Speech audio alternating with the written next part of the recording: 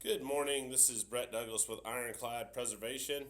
Just wanted to reach out to the general public again this morning. Starting to kind of like doing these little infomercial things with the YouTube and the LinkedIn. I guess what's on my mind is the pricing, and I wanted to kind of reach out. Hopefully, some national, some regional, some people could be watching this and kind of come to the same conclusion I am. Where are we at in our industry? Why in the world is pricing so low, but yet the demands for service so high? I guess I'm kind of in a quandary. I've been in this industry. I'm a long-term veteran. I've been in this industry since 1997, back in the so-called good days, where you could actually, make a profit and do a fine product. And I guess with the downward push in pricing, why would we even expect the quality to be the same? And I guess what I'm doing is trying to reach out to the Nationals and wonder, do you guys have pep rallies and sit around and high five each other and act like, singing Kumbaya on the campfires and saying, let's throw this out there, this pricing and this weak mechanism, and think that vendors are really going to appreciate it?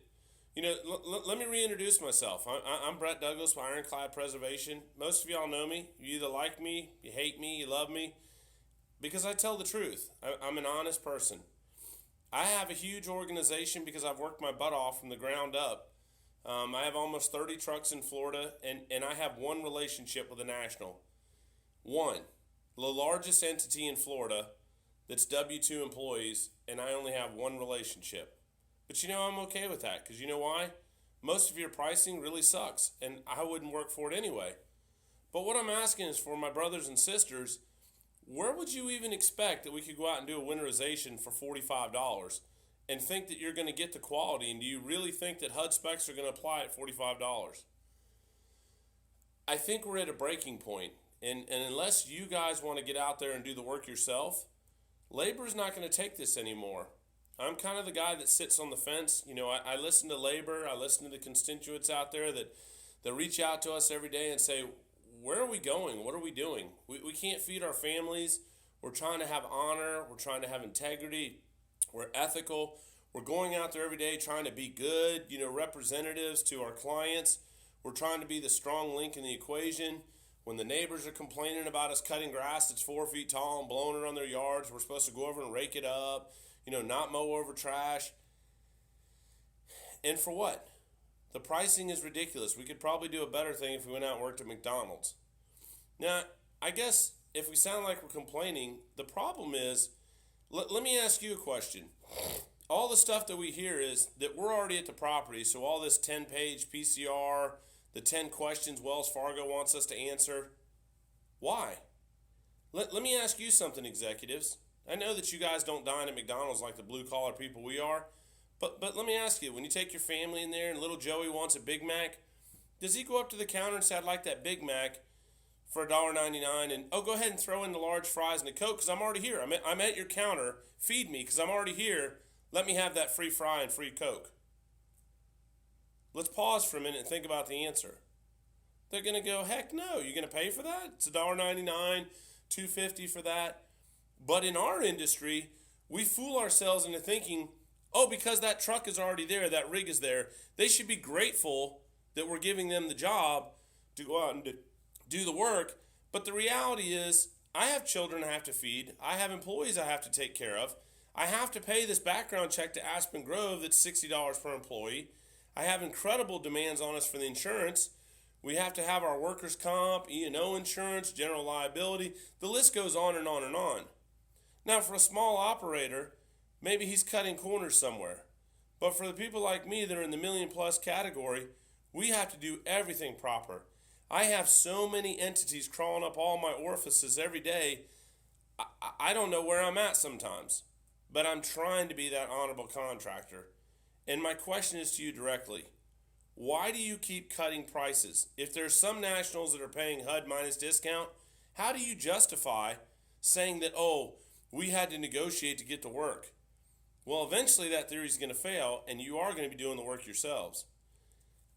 I don't understand it, guys. I'm bewildered by the pricing. When we go out and cut grass for $20, Do you really think that you're going to get edging, you're going to get line trimming, you're going to get weed sprayer applied, that people are going to take the pride and joy to do proper, nice, straight lines? It's not going to happen. But when that same job should be paying $80, then you would be able to do that. Another analogy is basically we want poor service at Volkswagen pricing. I don't know. I happen to like nice things. I have a couple Hummers. I have some nice quality things. Last time I drove a Porsche, I paid for a Porsche's service, legendary performance, and for the brand name.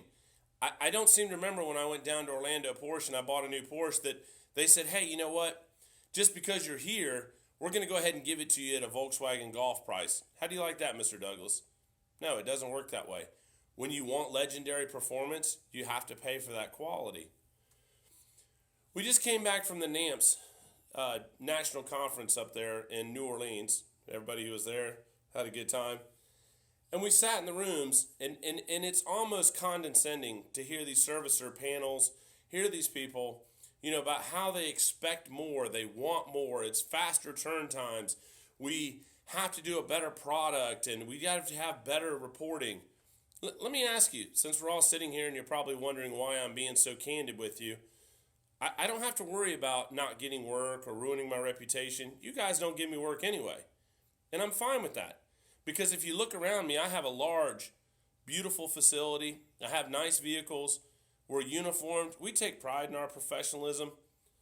You're not catering to me anyway. What you want is itchy and scratchy out there. But I got news for you. The government regulators that are coming down the pike, they don't want that itchy and scratchy anymore. They want the W-2 based employee-driven companies that can handle volume, that are good people, they're ethical with honor and integrity, which is the model that I've built from the ground up and have never been used. But guess what? My day is coming. But when we sit there and we listen in these rooms and they act like that the labor has to do more, my question is this. Labor can do whatever you want us to do. When are you going to compensate us properly for that? We talk about inspections. We have this new report that's coming that these poor guys have to do 101 questions. Once again, need I add that it's probably not even paid for. It's another freebie that we have to provide. And my question is this. Do you really think that you're getting honest results or you're getting the best value for your money for a $3 inspection, even if it's paid $3? It's kind of funny that HUD has a reimbursable at $15 to $30 for an inspection, but by the time the boots on the ground vendor actually performs that, I've seen it as low as $2. But we're going to base our entire servicing matrix on a $2 inspection. I don't know, you guys are all highly educated people. Does that make sense to you? From where I'm sitting, it's kind of ridiculous. It's almost a laughable matter that you expect good results. And the defense I hear is, well, you'll just charge it back. Well, if that's how you do business and you're okay with that, then maybe that's why we're in the wrong industry. Because if all the thinking from the top is we're going to get the cheapest quality at the cheapest price, but we think we're doing good in our industry, then we have some problems right there. However, for like-minded professionals, we need to come to the table. Oh, I forgot. Labor's not really invited to the table, are they? That's another misconception. See, when you utilize the subbing model, you actually get your input from subbers. People who are paper pushers, paper order mills. They don't understand what's going on in the field because they haven't been in the field in 20 years. They probably don't even know what it is to crank a mower up and have to face the problems of day-to-day being a true property preservationist. Now, they have the fancy title, we're a preservation firm, but it's only by name. However, for those like me and my fellow brothers and sisters who labor all day long out in the hot sun, have to face a myriad of problems in our day-to-day mechanisms. We have office problems, we have processor problems, we have insurance problems, we have all these concerns. We work 20 hours a day,